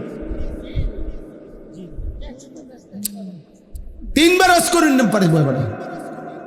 60 বছরে একবার জীবনে ফরজ হজ, ওমা কল্পনায়ও আসে না। ওমা কি তাও কর অনুমাই এখন বিয়া দিয়ে সারছিল, হালমারে এমনি লাভ মার আও কি কর অন লাগা বিদেশ পাঠাইছিল, কদ্দুর গদ্দুয়ার করছি না, কদ্দুর জমি জামা কিনুন না, অন কদ্দুর গুছাইতে পারছি না। এত সকাল কি এর হজ না? আপনি এত সকাল কি লেখা হজ করে? আপনি বাঁচবেন কমপক্ষে 650 বছর, আপনি এত সকাল হজ করবেন কেন? আপনি কমপক্ষে 645 বছর পরে, 46 বছর বয়সের সময় আপনি হজে করবেন, কারণ আপনি তো মারাই যাবেন 650 বছর পর। তো শেষ 3-4 বছর থাকতে হজ করে নিতে পারে, আপনার যাতে কেরান দিয়ে নেয় হজে। যত দুর্বল বুঝছেন, এই প্রতি বছর হজ্জে উমরায় গেলে দেখি এই আপনার যত দুর্বল, সবচেয়ে বেশি দুর্বল মানুষ আমগো বাংলাদেশ। চাচার শৈল চলে না, চাচারে কয় ফুব, হাবড়া আরে পশ্চিম দিন, বিশ্বাস করেন না, মানে একবারে সম্পূর্ণ টেম্পার হারাইয়া, আর মানে শৈলের আর কোনো মেয়াদে নাই।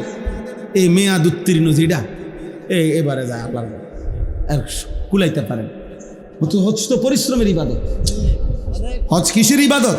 পরিশ্রমে। তো 70 বছরের বুড়া মিয়ারে ফাটাইলেন কেন? আল্লাহ তাআলা আমাদেরকে তৌফিক দান করেন, আল্লাহ আমাদেরকে কবুল করে নেন। আল্লাহ তাআলা আমাদের সবাইকে, প্রত্যেককে হজ কুরবানি করার তৌফিক দান করেন, আমিন। ফাইযা ওয়াজাবাত জুনুবুহা ফাকুলু মিনহা ওয়া আতইমুল কানিআ ওয়াল মু'তার। আল্লাহ বলে কুরবানি যখন পূর্ণ হয়ে যায়, প্রাণী জবাই হয়ে যায়, বান্দা আমার কোনো আর ফাযকুরু ইসমাল্লাহি আলাইহা সাওয়াফা, কোরবানির সময় আমি আল্লাহর নাম নিও, আমার স্মরণ, আমার জিকির, তাকবীর, আল্লাহু আকবার, আমার স্মরণ কইরো। আর জবাই শেষ হলে তোমরা খাও, আত্মীয় স্বজন গরিব দুঃখীকে খাওয়াও। আমি আল্লাহই তোমাদেরকে অনুমতি দিয়েছি, আমার শুকর আদায় করো। সুবহানাল্লাহ। এরপরে আল্লাহ শেষ বলছে, লান ইয়ানালাল্লাহা লুহুমুহা ওয়ালা দিমাউহা ওয়ালাকিন ইয়ানালুহুত তাকওয়া মিনকুম। গোশত আমার লাগবে না, রক্তও আমার লাগবে না, তোমার দিলের মধ্যে তাকওয়া, আমার ভয় আছে কিনা, আমার ভালোবাসা আছে কিনা, আমি শুধু ওইটাই দেখব। জবানে শুনবো আমার নাম, দিলে দেখব আমার ভালোবাসা। সুবহানাল্লাহ। এই দুইটা যদি আমি পাই, তা আমি বুঝে নিলাম আমারটা। এবার গোশত তোমারে দিয়া দিলাম, বান্দা তুমি গোশত খাও, স্বজন আত্মীয়কে খাওয়াও, গরিব দুঃখীকে খাওয়াও, আমারে শুধু আমার নাম শুনাও মুখে, দিলে আমার ভালোবাসা দেখাও। জিকির এবং তাকওয়া, জিকির এবং কি? তাহলে কোরবানি সামনে আসতেছে, আপনারা প্রত্যেকেই মহব্বতের সাথে খুশি খুশি, বিপদে পড়া ফেঁসে দাও, আর করণ তো লাগবেই, চলতে তো ওই সমাজে কোরবানির বাপ যাও, আর চলন যেহেতু লাগবে গ্রামে, মানুষের হলে 10 জনের লগে তো চলতেই হয়। এডি কয় কথা, এডিনি কথা, যার যা গেছে গেছে, টাকার মাইয়া করে লাভ নেই। এমন মাইয়া গো, মাইয়ার বাড়িতে যা কয় বছর ধরে ঘুরাইতে আসি, তারারে 20-50 জন মানুষ খাওয়াইয়া, ঘুরাইতে আসি, খাওয়ামু দেও 50,000 বাড়াই দাও, চালাই দাও, এই উচিলে এইডেনি কোরবানি। আলাদা কিনতেন 50,000 টিয়ার গোস্ত, কথা বুঝেন না? কোরবানি হবে মহব্বত, কোরবানি হবে কার জন্য? আল্লাহর জন্য, আল্লাহর ভালোবাসা, আল্লাহর ভালোবাসা। আল্লাহ আমাদেরকে তৌফিক দান করেন। সবাই মহব্বতের সাথে নিজেদের স্ত্রী, যাদের সম্পদ আছে, স্বর্ণ আছে, টাকা আছে, নিজেদের সন্তানদের মধ্যে যারা উপার্জন করে, কোরবানি নফল কোরবানি করে, নফল সামর্থ্য থাকলে কোরবানি করে, মানে এটাকে পেরেশানি মনে করবেন না, ঝামেলা মনে করবেন না, বলেন ইনশাআল্লাহ। সর্বশেষ কথা হলো, জিলহজ মাস শুরু হয়ে গেছে আলহামদুলিল্লাহ। নবী সাল্লাল্লাহু আলাইহি সাল্লাম জিলহজ্জের কোরবানির আগের এই 9 দিন নবীজি আলাদা গুরুত্ব দিতে বলছে, এবং বলছেন রাত্রিবেলা একটু বেশি নফল ইবাদত করতে, দিনের বেলা রোজা রাখতে। রাসূলুল্লাহ সাল্লাল্লাহু আলাইহি সাল্লাম বলেছেন, জিলহজ্জের এই 9টি রোজা প্রত্যেকটি কেউ যদি রোজা রাখে 1 বছরের পূর্ণ রোজা রাখার সওয়াব পাবে। এই 9 দিন, আজকে একদিন গেল গা আপনার, আমি আলহামদুলিল্লাহ রাখছি, এবং ধারাবাহিক এই 9 দিন আগেও রাখার চেষ্টা করছি, এইবারও ইনশাআল্লাহ রাখার ইচ্ছা আছে পুরা 9 দিন। আল্লাহ যেন তৌফিক দান করে। আমার খাদেম সেও রাখছে, আমাদের সাথে অনেক সাথী, আমাদের মাদ্রাসার উস্তাদ, আমাদের বাসার আত্মীয় স্বজন, ভাই বেরাদর, পরিবার, ওনারা রাখছে আলহামদুলিল্লাহ। তাইলে এই জন্য এটা একটা আমল, রাত্রিবেলা 2-4 রাকাত নফল নামাজ পড়ার চেষ্টা করবেন, আল্লাহর কাছে দোয়া করবেন যে আল্লাহ জিলহজ মাসের বরকত আমাকেও দান করেন। আল্লাহর কাছে বলেন, আল্লাহ আপনার ঘর এই চোখে দেখা, কবরে নিয়েন না মালিক, আপনার ঘর না দেখাইয়া কত মানুষকে আপনি নিলেন, আমারও নেন মাওলা। আল্লাহর কাছে বললে আল্লাহ তৌফিক দেবে ইনশাআল্লাহ। আর আপনারা আরাফার দিন, কোরবানির আগের দিন 9 জিলহজের রোজা রাখতে চেষ্টা করবেন, বেশি গুরুত্ব দিয়ে। কোরবানির আগের দিন, ওই দিনকার রোজা রাখলে নবীজি বলছে পিছনের 1 বছর, সামনের 1 বছর, পূর্ণ 2 বছরের গুনাহ আল্লাহ মাফ করে দেবে, আল্লাহ মাফ করে। আল্লাহ তাআলা আমাদের সকলকে তৌফিক দান করেন। এই বজুরি খোলা ইত্তেহাদুল উম্মাহ সংগঠনকে আল্লাহ তাআলা কবুল করেন। ওলামায়ে কেরামের এই ফিকির মেহনত, আমরা সর্বশেষ 2টা মিনিট প্রত্যেকে একটু পকেটে হাত দেন। মাদ্রাসা, যেহেতু এই মাদ্রাসার আয়োজনে এখানেই হয়েছে মাহফিলটা, আমি এক্ষুনি দোয়া করছি, 2টা মিনিট প্রত্যেকে মহব্বতের সাথে দ্বীনি প্রতিষ্ঠানে দান করলে আব্বা ঠকবেন না, লস হবে না। আপনি আল্লাহর দেওয়া সম্পদ আল্লাহর পথে দিলেন, আল্লাহই আবার আপনার সম্পদ বাড়াইয়া দিবেন, কোনো ওয়াদা। আপনার আগের টাকা যেগুলো, এগুলো আল্লাহ দিছেন, সামনেও আল্লাহই দিবেন। এই জন্য দয়া করে 2-1 জন ভাই উঠায় নেন, 2-4 জন ভাই উঠেন তো, উঠে হাতে নেন, হাতে ওই রুমাল না থাকলে লাগবে না, হাতে নেন, নিয়ে নেন, উঠেন না ভাইয়া, দোয়া করে যাও আব্বা, দোয়া করে যাও। এই 2 মিনিট দ্রুত করেন। আল্লাহ আপনি তৌফিক দান করেন, আল্লাহ আপনি কবুল করে নেন মহব্বতে। ছেলেরা আব্বা তোমরাও দাও, 100 টাকা থাকলে 100 টাকাই দাও, 50 টাকা থাকলে 50 টাকা দাও, বরকত হবে রে বাপ। যে সমস্ত ছেলেরা আসো, আমাদের মাদ্রাসা হলো কুমিল্লা ক্যান্টনমেন্ট, ময়নামতি সাহেবের বাজার, কুমিল্লা ক্যান্টনমেন্ট থেকে উত্তর দিকে। আগামী মাসের 13ই জুন, মানে সামনের মাসের জুন মাসের 13 তারিখ শনিবার, সকাল 8টা থেকে রাত 8টা পর্যন্ত, এই 12 ঘন্টা দিনব্যাপী রাত পর্যন্ত কিশোর, যুবক, নওজোয়ান, 30 বছরের কম ছেলেদের জন্য, স্কুল, কলেজ, ইউনিভার্সিটির ছেলেদের জন্য দিনব্যাপী প্রশিক্ষণ হবে, ইসলাহি মজলিস হবে। সকাল 8টা থেকে জোহর পর্যন্ত ওযু, নামাজ, সূরা, কেরাত, দোয়া, কালাম, রুকু, সেজদা শেখানো হবে ছোট ছোট গ্রুপে। আর দুপুরে খানার পরে ধারাবাহিক বয়ান হবে, নসিহতমূলক ছেলেদেরকে যাদের সুযোগ হয় যাওয়ার চেষ্টা করবেন। আপনারা উন্মুক্ত, শুধু গাড়ি ভাড়া দিয়ে যাইবেন আসবেন, নাস্তা খানা ওইখানে এটা আমাদের দায়িত্ব। নিজেদের যাদের সুযোগ হয় ছেলেরা ভাই তোমরা যাওয়ার চেষ্টা করবে। আমার শায়েখ আল্লামা মুফতি মুশতাকুন নবী কাসেমি হুজুর বয়ান করবেন। আমাদের প্রিয় বক্তা আল্লামা মুফতি আরিফ বিন হাবিব তিনিও মাগরিব বাদ বয়ান করবেন ইনশাআল্লাহ। সবাইকে দাওয়াত করলাম, আল্লাহ তাআলা কবুল করে নেন। আলহামদুলিল্লাহ রাব্বিল আলামিন। আল্লাহুম্মা আনতাস সালাম ওয়া মিনকাস সালাম। তাবারাকতা ইয়া যাল জালালি ওয়াল ইকরাম। মাওলায়ে কারীম আপনি মাফ করে দেন, মেহেরবান মাওলা আপনি মাফ করে দেন। ঈমান আমলের জীবন দান করেন, ইজ্জত আফিয়ত দান করেন, তাকওয়া তাহারত দান করেন, হিম্মত ইস্তেকামত দান করেন, দ্বীনের পথে থাকার চলার তৌফিক দান করেন। আয় আল্লাহ আপনি কবুল করে নেন, আয় আল্লাহ আপনি কবুল করে নেন, আয় আল্লাহ আপনি কবুল করে নেন। প্রতিটা নওজোয়ানকে নামাজি বানিয়ে দেন, চরিত্রবান বানিয়ে দেন। বাবা চাচা বয়স্ক মুরব্বীদেরকে আরও বেশি নেক আমলের তৌফিক দান করেন। মা বোনদেরকে পর্দা পুশিদা দান করেন। আল্লাহ উলামায়ে কেরামকে হায়াতে তয়্যিবা আফিয়া দান করেন। আইম্মায়ে হাজরাতকে আল্লাহ আপনি উত্তম বিনিময় দান করেন। আল্লাহ ইত্তেহাদুল উম্মাহ আপনি কবুল করে নেন। আল্লাহ ইত্তেহাদুল আইম্মা আপনি কবুল করে নেন। আল্লাহ আরও ফিকির দান করেন, আরও কলিজা ভরা উম্মতের মায়া মহব্বত আপনি দান করেন। আল্লাহ মানুষের কল্যাণে ইনাদেরকে কাজ করার তৌফিক দান করেন। প্রতিটা মসজিদে প্রতিটা মসজিদে কোরআনের পরিবেশ আপনি জারি করে দেন, আপনি জারি করে দেন, আপনি জারি করে দেন, আপনি জারি করে দেন। আল্লাহ সবাইকে মাফ করে দেন, আল্লাহ আমাদের সবাইকে মাফ করে দেন। কবরবাসীদেরকে মাফ করে দেন, অসুস্থ বিমারীদেরকে শিফা করে দেন। প্রবাসী বিদেশের জমিনে যারা নিরাপদে রাখেন মাওলা, আল্লাহ যার যত রিজিকের কামাইতে হালাল বরকত দান করেন, অভাব দূর করে দেন, পেরেশানি মুক্ত করে দেন, ঋণ মুক্ত করে দেন। আল্লাহ বিবি বাচ্চা নিয়ে নেক জীবন দান করেন। ছেলেগুলোকে মাফ করে দেন, ছেলেগুলোকে কবুল করে নেন। আল্লাহ এই মসজিদ আপনি কায়েম দায়েম করে দেন। এই মাদ্রাসা কবুল করে নেন, এই মাদ্রাসা কবুল করে নেন, এই মাদ্রাসা কবুল করে নেন।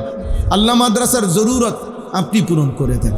আপনি চাইলে সব হবে মাওলা, আপনি না চাইলে কিছুই হবে না রে মাওলা। আপনি দিলে বাধা দেবে কে? আপনি না দিলে দেবে কে মাওলা? আল্লাহ আপনি দয়া করেন, আপনি দয়া করেন, আপনি দয়া করেন। আল্লাহ রাত গভীরে আখিরি ফরিয়াদ, শেষ তামান্না, আপনার ঘর দেখতে দিয়েন মাওলা, আপনার ঘর দেখতে দিয়ে ওই কালো গিলাফ না দেখিয়ে একজনকেও কবরে নিয়েন না রে মাওলা। ওই চোখ আপনি বন্ধ করেন না মাওলা, ওই চোখ আপনি বন্ধ করেন না আল্লাহ। কাউরে মা বঞ্চিত করেন না মাওলা। বন্ধুর রওজায় যাওয়ার তৌফিক দান করুন আল্লাহ। মদিনা কলিজার মধ্যে ভালোবাসা দিয়ে দেন, কাবার ভালোবাসা কলিজার মধ্যে দিয়ে দেন, কলিজার মধ্যে দিয়ে দেন। আমার লাখ লাখ বাবা চাচা মুরব্বীদেরকে তৌফিক দিয়ে দেন। জওয়ান যুবক ছেলেগুলোকে আপনার। তুমি কি আব্বা শুনছিলা বাংলা কথাটা, না ফাইজলামি মনে করছিলা কথা?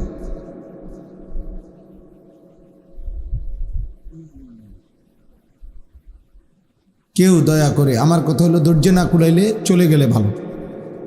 আব্বা তোমার জায়গা থেকে তুমি নিরিবিলি কোথাও গিয়া ছবি তোলো, ভিডিও করো, তোমার কাপড় গায়ে রেখা ছবি তোলো, খুলে ছবি তোলো, লাফাইয়া ছবি তোলো, ফালাইয়া ছবি তোলো, পাও আলগি দিয়ে উঠাও, পাও নামাইয়া উঠাও, বিভিন্ন অ্যাঙ্গেলে ছবি তোলো। বেঈমান এবং দুশ্মন তোমাদেরকে মাতাল বানায় দিছে, তোমরা জানো না। যদি ইনসাফের সাথে খবর নিতা, যদি সামান্য বিবেক কাজে লাগাইতা, তাহলে বুঝতা যে এই অসংখ্য ছবি তোলার মধ্যে কি আছে। যারা পরিমাণ বিবেক যারা আছে সে ভাবে যে আমি যা করছি কেন করছি। এতটুকু বিবেক যার নাই, ওর আসলে মানুষ। প্রত্যেকের এটা ভাবা উচিত যে আমি যা করছি কেন করছি, দুনিয়াবি ফায়দা কি, আখেরাতের ফায়দা কি। কমপক্ষে এতটুকু বুঝ যদি কাজ না করে ব্রেন মাথায়, তাহলে তার তো কোনো আকল নেই, সে পাগল, মাতাল, প্রতিবন্ধী, মানসিক সমস্যা। এজন্য আমি আবারও অনুরোধ করি, দয়া করে, শ্রোতা বেশি কম কোনো অসুবিধা না, কিন্তু চুপ থাকতে হবে সবাই। যার যখন প্রয়োজন চলে যাবে, কোনো অসুবিধা নেই। আমি এই ব্যাপারে একদম খুশি মনে অনুমতি দিলাম। সামনের জন, পিছনের জন, স্টেজে, নিচে, যে যখন মন চায় চলে যাবে। আমি কোনো সময় আমার অভ্যাস নাই যে আমি ডাকাডাকি করি, সাফাইয়া বসাইতে আমার এত জরুরত নেই। আমি আল্লাহর কথা বলা দরকার। একজনকে বললেও নেকি হয়, 1 লক্ষ বললেও নেকি হয়, তোমার নেকি দরকার, সওয়াব দরকার। সওয়াব সুবহানাল্লাহ একবার পড়লেও সওয়াব, 1 লক্ষ বার পড়লেও সওয়াব। তো কাজেই আল্লাহর কথা একবার বলতে পারে, 1 মিনিট বলতে পারলাম, এটা তো নেকি। 1 ঘন্টা বললাম, তাতেও নেকি। এখানে লসের কিছু নেই, পুরাটাই লাভের প্রজেক্ট। পুরা প্রজেক্টটাই কিসের? লাভের প্রজেক্ট, লসের কিছু নেই। লসের কিছুই নেই। আয়োজকেরও কোনো লস নাই, বলনেওয়ালারও কোনো লস নেই, আপনাদেরও কোনো লস নেই, শুনলেও লাভ। আমল করা পৃথক একটি হুকুম, আল্লাহর কথা শোনা এটাও একটা আমল। আমল করা এটাও একটা আমল। মানে আল্লাহ তাআলা যেমন আমাদেরকে আমল করতে বলছে, তেমন আল্লাহর কথা শুনতেও বলছে। তাহলে আল্লাহর কথা যে আমি শুনতেছি, এইটাও একটা আমল করতেছি। ফাসতামিউ লাহু ওয়া আনসিতু, এটা স্পষ্ট কোরআনের আয়াত। আল্লাহ তাআলা বলছেন, কোরআন যখন পড়া হয়, বলা হয়, তোমরা মনোযোগ দিয়ে শোনো এবং চুপ থাকো। এই 2 জিনিস জরুরি। মনোযোগ দিয়ে শোনো, চুপ থাকো। আনসিতু অর্থ চুপ থাকো। লাআল্লাকুম তুরহামুন, আল্লাহ বলেন এতে অবশ্যই তোমাদের উপরে রহমত বর্ষিত হবে। তাহলে সোজা হিসাব, কেউ যদি মনোযোগ দিয়ে শুনে এবং চুপ থাকে, নিশ্চিত তার উপরে আল্লাহর রহমত হবে। ওই যে ভাই গেঞ্জিওয়ালা ভাই, বাইরে ভিডিও করলে ভালো হবে। কোনো অটো, সিএনজি, চশমাওয়ালা ভাই বাইরে কোথাও গিয়ে ছবি তোলেন, নিরিবিলি অন্ধকারের মধ্যে একা একা ছবি ওঠে, ভালো হবে ভাইয়া।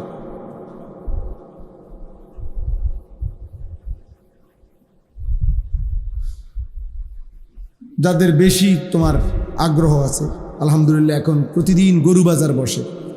কষ্ট করে যাইয়া গরু বাজারের এই মাথার থেকে ওই মাথায় সবগুলো গরুর পৃথক পৃথক ছবি তুললে এবং নিজে প্রত্যেকটা গরুর সাথে একটা ছবি উঠাইলে অনেক সুন্দর হবে। জাতি অনেক উপকার পাবে, মানুষ দেখতে পারবে যে গরুর সাথে গরু অনেক সুন্দর মানাইছে। আমি বিভিন্ন প্রস্তাব দিলাম, সিএনজির সাথে উঠাইতে পারি, অটো, গরু, ছাগল। তোমরা দেখো ভাই, আমাদের মানসিকতা এলো এই, একটা ল্যাংটা যদি মানুষ থাকে, ল্যাংটা দাঁড়ায় রয়েছে, পাগল ল্যাংটা দেখা যাবে। এমন অসংখ্য বিকৃত মানুষ আছে যে ওই ল্যাংটাটার ছবি তুলতেছে। হাজার হাজার মানুষ, পোশাকওয়ালা মানুষ পাবেন যে ল্যাংটার ছবি তুলতেছে। একটা বাস আগুনে পুড়ে যাচ্ছে, আপনি লক্ষ লক্ষ মানুষ পাবেন যারা এটার ছবি তুলতেছে। তাহলে এটা কি সুস্থ মানসিকতা? হ্যাঁ, একটা মানুষ বিপদগ্রস্ত, তার পাশে আগায় যাচ্ছে যতজন, তার চেয়ে ছবি তুলতেছে বেশি। এটা কি আসলেই সুস্থ মানসিকতা? বলো ভাই। এই জন্য দয়া করে এটা ভাবা উচিত। আমার কথা হইল, বড় মোবাইলের অনেক প্রয়োজন আছে, বিভিন্ন কাজ, অফিসিয়াল কাজ, চাকরির কাজ, ব্যবসার কাজ, অনেক ধরনের কাজ করতে হয় এই বড় মোবাইল দিয়ে। ঠিক আছে, পরে যার যেটা দরকার হবে সেটা তো করতেই হবে। আমার কাছেও বড় মোবাইল আছে, ল্যাপটপ আছে, বড় মোবাইল আছে, কম্পিউটার আছে, এলসিডি আছে, মাদ্রাসায় সিসি ক্যামেরা আছে, কম্পিউটার আছে, অ্যাপসের মাধ্যমে পুরা মাদ্রাসার হিসাব, আলহামদুলিল্লাহ অত্যাধুনিক অ্যাপস এর মাধ্যমে হিসাবের কার্যক্রম করি। প্রতিদিন আমি যেখানেই থাকি আমার গাড়িতে ওই ব্যবস্থাপনা আছে যে মাদ্রাসার যাবতীয় বিষয় আমি এনে বসেও দেখতে পারি ইচ্ছা করি, কোন ক্লাসে ক্লাস হইতেছে কিনা, শিক্ষক আছে কিনা, কত আজকের উপস্থিতি কি, সবই ঠিক আছে। প্রয়োজন তো প্রয়োজন, কিন্তু 24 ঘন্টা যেটা পাইলাম সেটাই ছবি তুললাম। পাগল, ছাগল, কুকুর, বিড়াল, শূকর, মানুষ, জানোয়ার, পুরুষ, নারী, হুজুর, পাবলিক, গাড়ি ঘোড়া, এটা কিতা ভাই? তোমার বিবেক কি বল? দোস্ত একজনই ভাবো, তোমার বিবেক কি বল, কমন সেন্স কি বল, সাধারণ বুদ্ধি বিবেচনা কি বলে যে এটা কি কোনো প্রয়োজনীয় বা স্বাভাবিক কোনো কাজ? তাইলে আমার একটা ছবি তুললে তুমি কারে দেখাইবে? আমি গাড়ি থেকে নামতেছিলাম, আসতেছিলাম, তো এই ছবি কারে দেখাইবে? যারে দেখাইবা সে আর কখনো দেখে নাই। আফসোসের বিষয়, আমরা ভাবা উচিত। আমরা 8-10 জন, একে তো আমরা জানোয়ার না, আমরা মানুষ।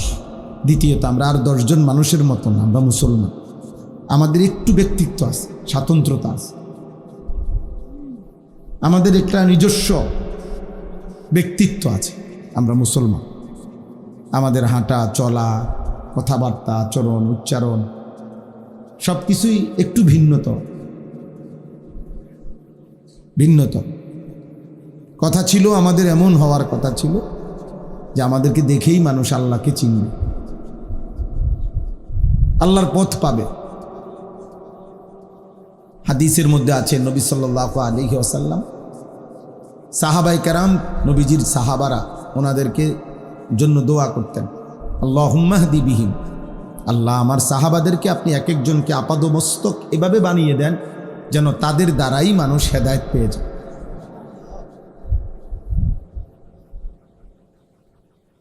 রাসূলুল্লাহ সাল্লাল্লাহু আলাইহি সাল্লাম হযরত মুআবিয়া রাদিয়াল্লাহু তাআলা আনহুর জন্য দোয়া করছেন, আল্লাহুম্মা জাআলহু হাদিয়ান মাহদিয়ান ওয়াহদি বিহি, আল্লাহ আমার এই সাহাবীকে হাদি, পথ প্রদর্শনকারী বানিয়ে দেন, এবং সে নিজেও যেন পথের উপরে থাকে এমন বানিয়ে দেন, এবং তাকে দেখেই মানুষ যেন হেদায়েত পায় এমন বানিয়ে দেন।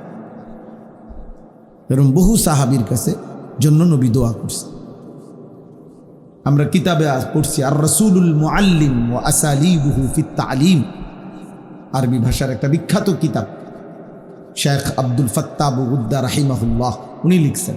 ওই কিতাবে আছে আমাদের প্রিয় নবী সাল্লাল্লাহু আলাইহি সাল্লামের 23 বছরের জীবনে যদি একটি মুজিজাও না থাকতো, অলৌকিক কিছু নাও থাকতো, শুধু নবীজির সাহাবাদেরকে পৃথিবীবাসী যদি পরীক্ষা করে, যেই কোনো সাহাবীকে দেখেই প্রমাণিত হবে রাসূলুল্লাহ সাল্লাল্লাহু আলাইহি সাল্লামই হচ্ছেন সর্বশ্রেষ্ঠ নবী। কারণ যার হাতে এমন সুন্দর মানুষ তৈরি হয়েছে, এমন উত্তম মানুষ যার পবিত্র ছোঁয়ায় তৈরি হয়েছে, এটাই তার নবুয়তের শ্রেষ্ঠ প্রমাণ, এটাই তার নবুয়তের শ্রেষ্ঠ।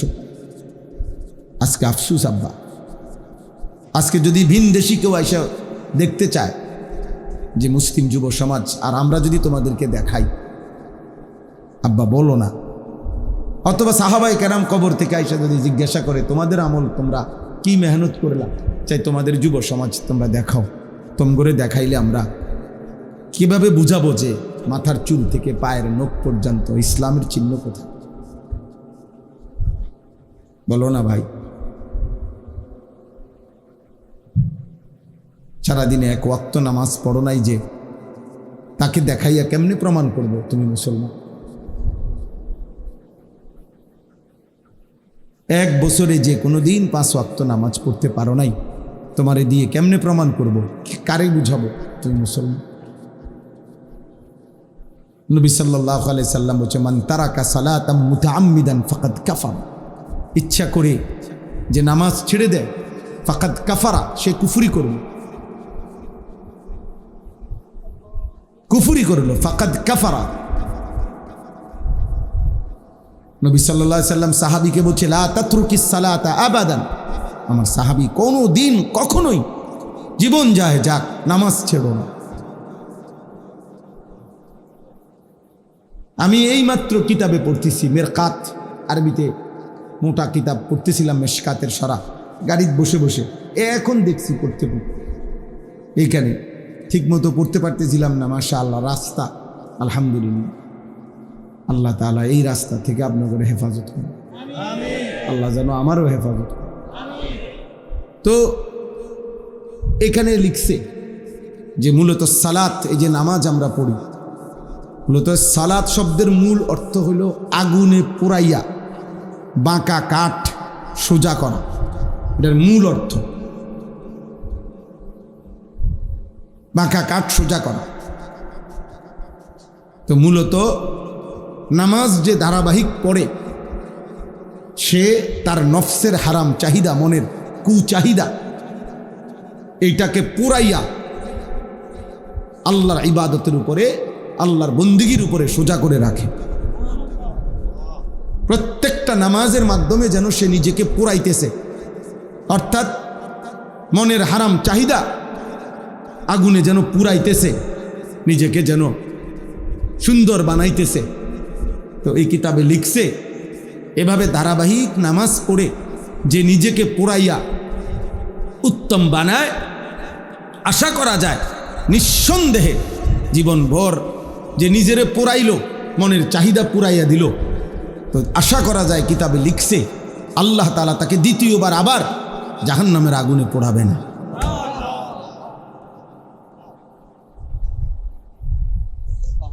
কি সুন্দর কথা, চিন্তা করে। আজ যে প্রতিবক্ত নামাজের মাধ্যমে যেন নিজেকে পুরাইল,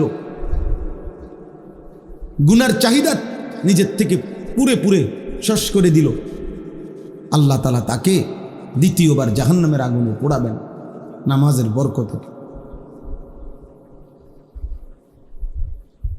এই জন্য দোস্ত, বক্তা যদি চাইতে আসছো তো বক্তা আলহামদুলিল্লাহ তো দেখলা। তোমরা যারা বেনামাজি এখন তোমরা তাহলে তো চলে যাইতে পারো, অথবা ছবি তুলতে আসছিলাম মোবাইল নিয়ে, তো এখন তার অনুমতি নাই, তো তাহলে আর বসে থেকে তো তেমন কোনো লাভ নাই, তাও চলে গেলে পারো, আমি অনুমতি দিলাম। বাকি যাওয়ার আগে শুনে নাও দোস্ত, মুসলিম পরিচয় দিয়ে তোমার ইসলামকে এভাবে অপমান করো না।